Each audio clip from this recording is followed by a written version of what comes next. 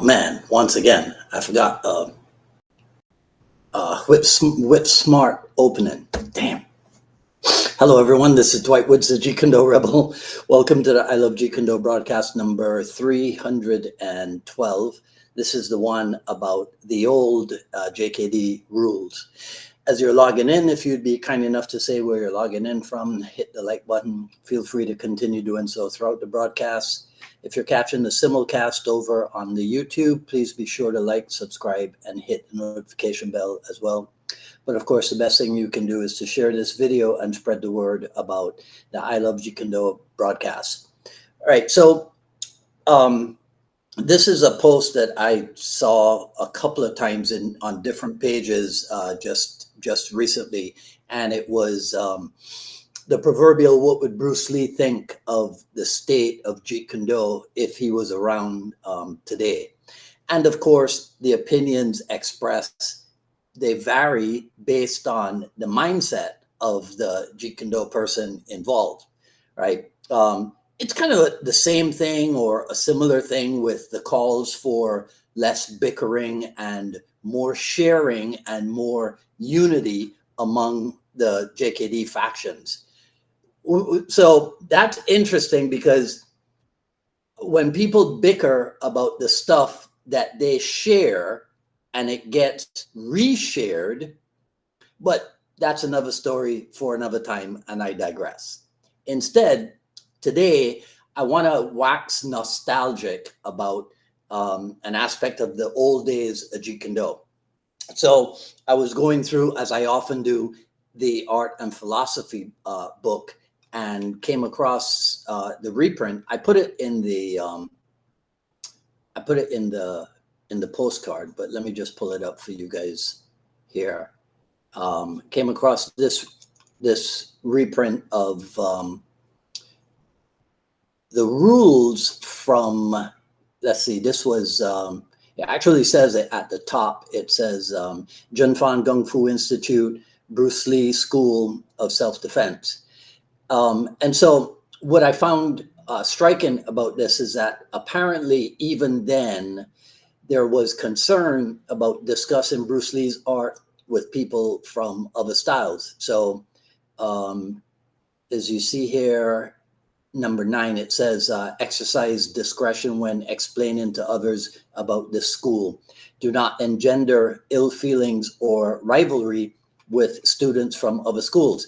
Now, that's interesting because even though I couldn't put my hands on it, I know that a line with similar instruction appeared on the rules and regulations for the Inasano Academy.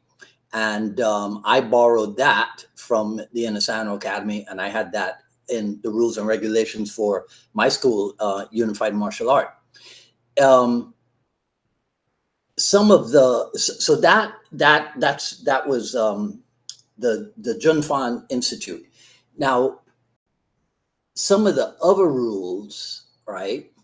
Is it on that one too? Let me see let me put it back up and see. Is it on that one? Yes, look at number 5. It says, stand at the position of attention while receiving orders from the instructor or from an assistant instructor. And I thought, man, that's even stricter than things were at my school. This is not something that we ever imposed on the adult JKDers, but my junior JKDers, they were required to stand not at attention, but at ease. I'm pretty sure Russell Dulai is on here, so Russell would appreciate that. And actually, I wonder, Russell, what do you have? What rule do you have in place for your kids' class? My kids, they and I'm teasing Russell because you guys know Russell is a military family, right? So my kids had to stand at ease with their hands behind their back and what have you. So I found it interesting that this said stand at the position of attention. So I'm wondering if it was military attention or if it was just a requirement that people stand in a focused way, right? Anyhow, the other one And this is, like I said, this is signed, well, not signed, but this is from the Seattle Institute. And so I'm wondering if this came from Bruce Lee during his time in Seattle, or if it came from Taki Kimura, because as we know, Taki Kimura um, would have been steeped in dojo etiquette, being with not only of Japanese not ethnicity, but because he had trained in judo and what have you. So I'm wondering if this was during Bruce Lee's time, or if this was something that Taki Kimura himself put together, right? Then I looked at this, the second item, and you won't, well, if you got really good eyes, you might be able to read this. I can't. I had to really squint and get it. But it says here, and what's interesting about this is that this is definitely from Bruce Lee, because it has Bruce Lee's chop on the end at the bottom of it. And it says, always bow before and after each practice. If you are late to class, you are required to wait at the door till your instructor acknowledges you for salutation. Now, this is the crucial part here. Observe the difference between student to student salutation and student to instructor salutation. So let me throw this out to you guys, because I have never been made aware of anything of a difference between student to student and student to instructor salutation, especially in the world of Jeet Kune Do. So if you guys know anything about that, please go ahead and put something in the comments about it, because I've never heard it. I mean, for us, we just have what we call long salutation and short salutation. Long salutation is done, excuse me, long salutation is done at the beginning and at the end of every class. Short salutation is done during class, and that could be done instructor to student, or even training partner to training partner. But I've never heard about this one where there's a separate and distinct salutation for everybody. So my point in sharing this with you is ultimately to ask you this, because we know that things became, let's say, a lot more informal or a lot less formal. At least we're told this as time passed with Bruce Lee and what have you. So I had this thought. Do you think that it is due to this informal formality that so many of us grew up with in Jeet Kune Do? Might that be a part of the reason why there is so much, is disunity a word? If disunity is a word, I'll use it, right? Could that be part of the reason why there's so much disunity in the art today?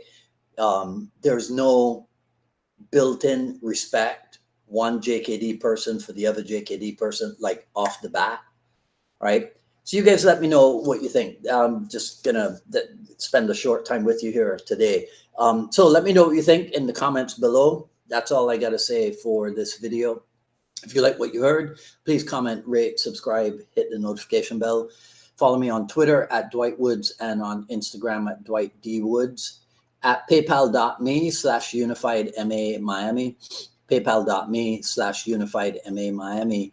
The Jeet Kune Do Journey Volume 1 is available, paypal.me/UnifiedMA Miami. I should have reminded you about this. Titans of JKD, we're down to what? Just like maybe 9 or 10 days or so. But I still have people registering. And funnily enough, I still have people registering from out of town.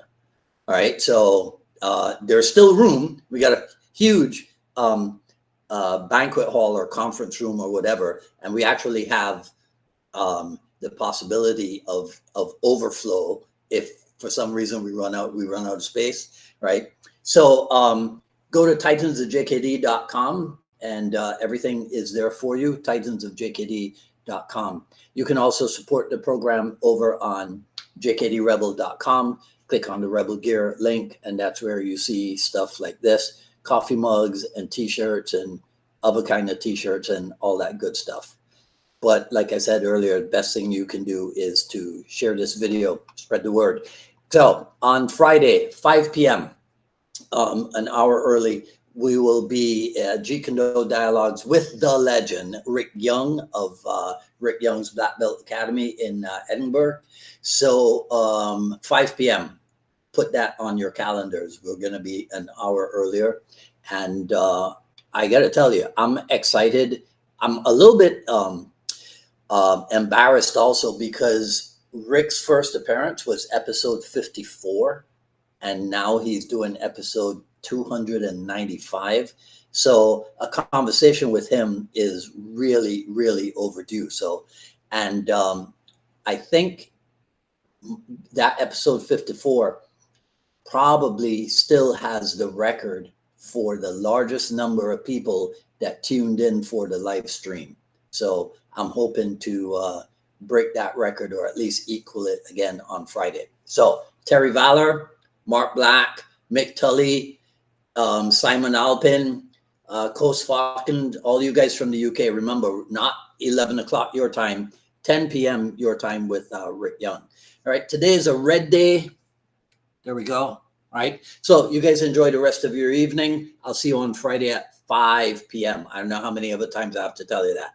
All right. Okay. So take care. This is Dwight Woods, the Jeet Kune Rebel, signing off. Talk soon.